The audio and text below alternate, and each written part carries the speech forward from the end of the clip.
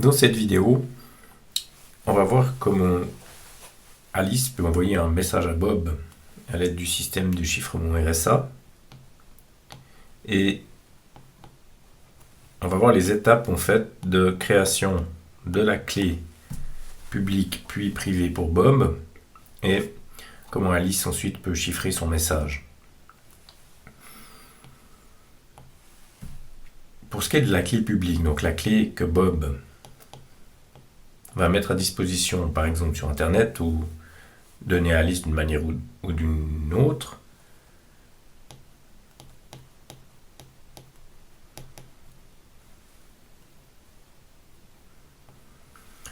il doit commencer par choisir deux grands nombres premiers, qu'on appelle de manière classique P et Q.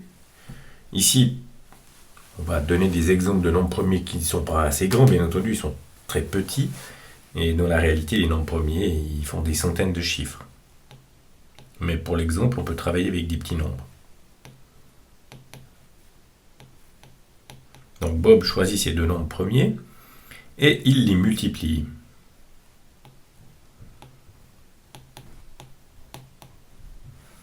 Dans notre cas, ça fait un petit nombre facile à factoriser.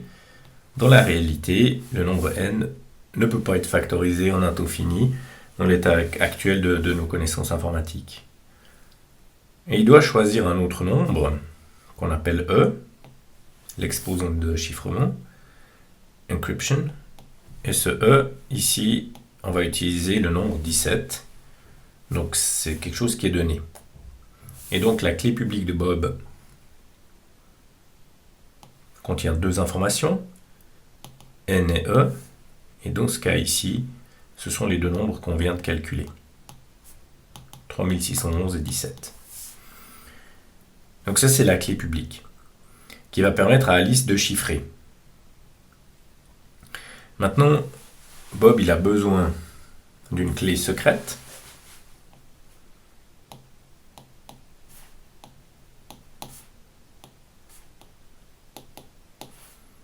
pour pouvoir déchiffrer. Et pour faire ça, il doit calculer un nombre.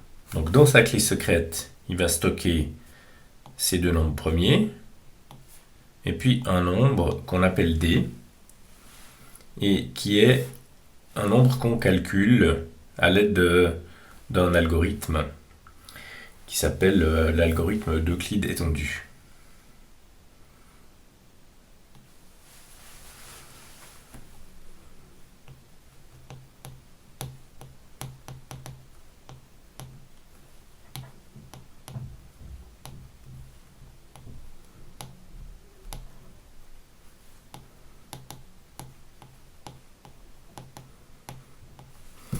Donc Bob doit calculer P-1, Q-1, qui dans notre cas sont les nombres suivants, 22 et 156. Et puis, il trouve le résultat, qui est 3432.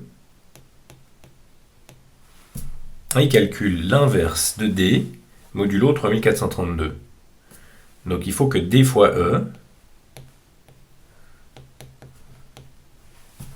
soit 1 modulo 3432. Pour ça, on a un algorithme qui est l'algorithme d'Euclide étendu, qui est classique, et qui nous permet de calculer donc ce nombre D à partir de E. Alors, donc, on va le faire maintenant, et ça va nous donner le calcul suivant. On commence toujours de la même façon. Pour faire ce calcul, on écrit deux lignes évidentes.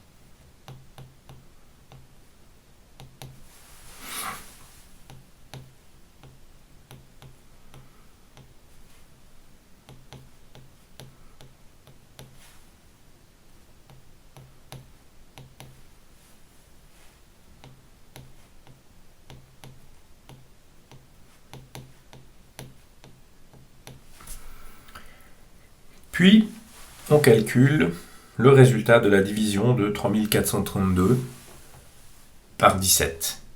Donc on divise 3432 par 17, ce qui nous donne la chose suivante.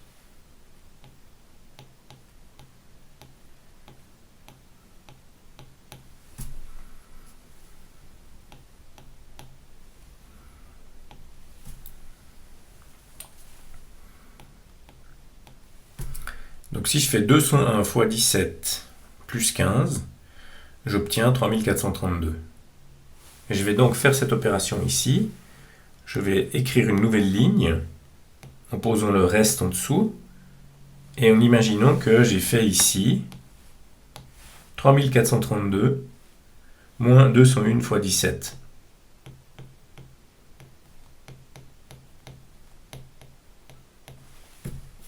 Et je vais faire exactement la même opération sur les coefficients de mes écritures, ici les 1 et les 0.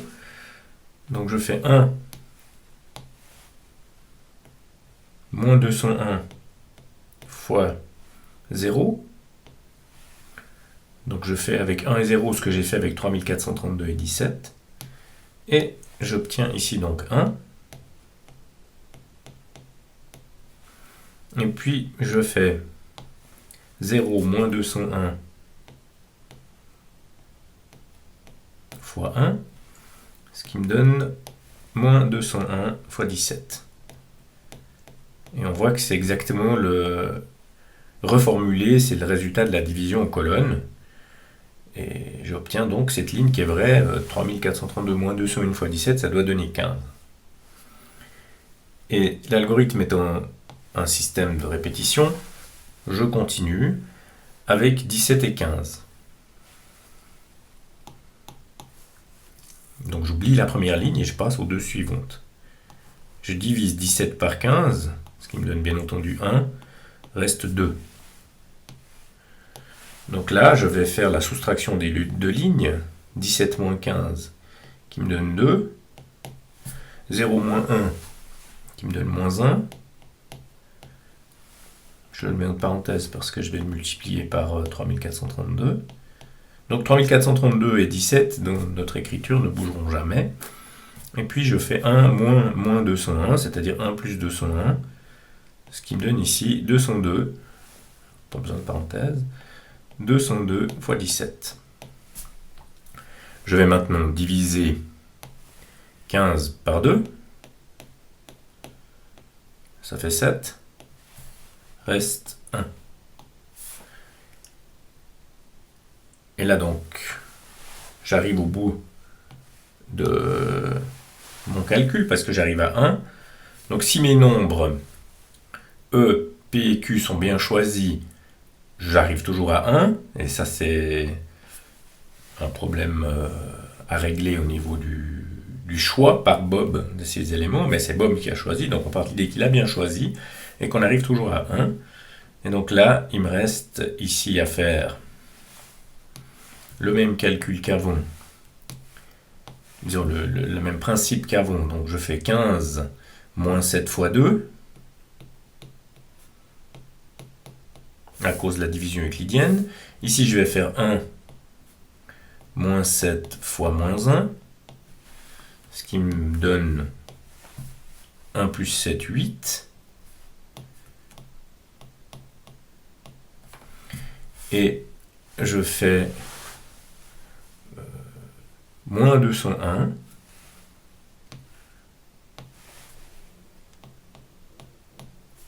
moins 7 fois 202. Ce qui me donne 7 fois 2, ce qui me donne 1414 moins 1615.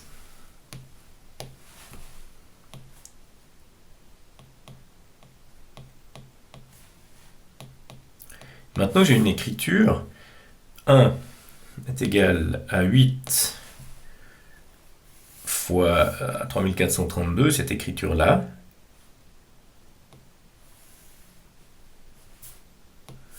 Qui est en fait la solution à mon problème, parce que lorsque je prends ça modulo, si j'imagine que je prends cette ligne modulo 3432, eh bien cette partie-là tombe parce que c'est 0 modulo 3432, vu que c'est un multiple de 3432. Donc moins 1615 fois 17 modulo 3432, ça me donne 1. Le problème, c'est que le nombre est négatif ici. Donc si je veux obtenir D qui soit utilisable par calcul dans l'algorithme RSA, je dois lui ajouter 3432, ce qui ne change rien, modulo 3432, vu que 3432 c'est 0. Et ça va me donner mon nombre, le nombre D que je cherche pour la clé privée de Bob. Ce qui est 1817.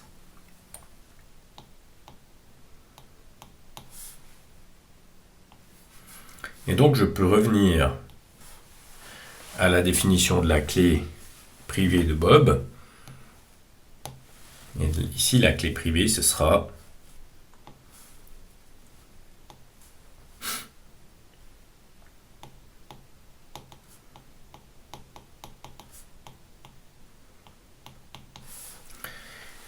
la clé secrète plutôt, ce sera ça. Donc Bob va conserver cette clé secrète à l'abri et publier sa clé publique sur Internet. Et comment est-ce que Alice va faire pour envoyer un message? Donc un message, ça va être un nombre qui est plus petit que n. Donc si Alice veut chiffrer, elle va calculer C à partir de M.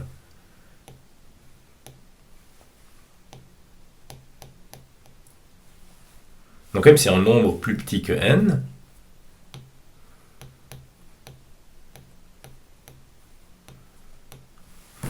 Et pour chiffrer, Alice procède de la manière suivante. Elle calcule C, le chiffre, qui est en fait M à la puissance E, modulo n. Et donc, dans le cas qui nous intéresse, prenons par exemple M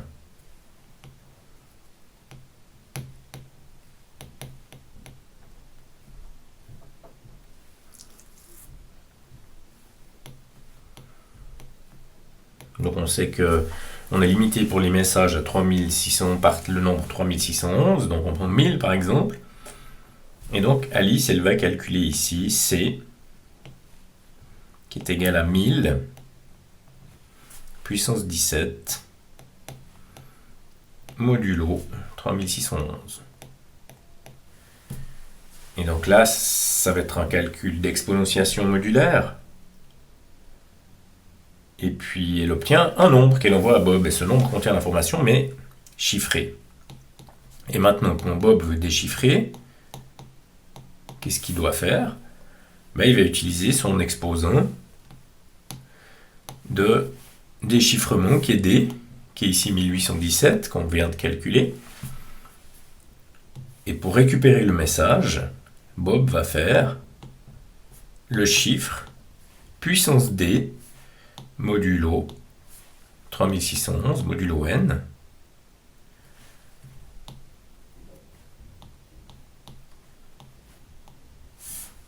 Et le chiffre, on ne l'a pas encore calculé, mais si on l'avait calculé, on pourrait l'élever à la puissance D, qui est ici 1817, qu'on a calculé à l'aide de l'algorithme d'Euclide étendu. Et il y a un théorème de mathématiques, qui est un théorème relativement vieux, qui démontre que lorsque je fais ces deux opérations à la suite l'une de l'autre, ce que j'ai écrit juste, c'est-à-dire que C puissance D modulo n me redonne le message M. Donc en fait, je peux récupérer l'information qu'Alice voulait m'envoyer.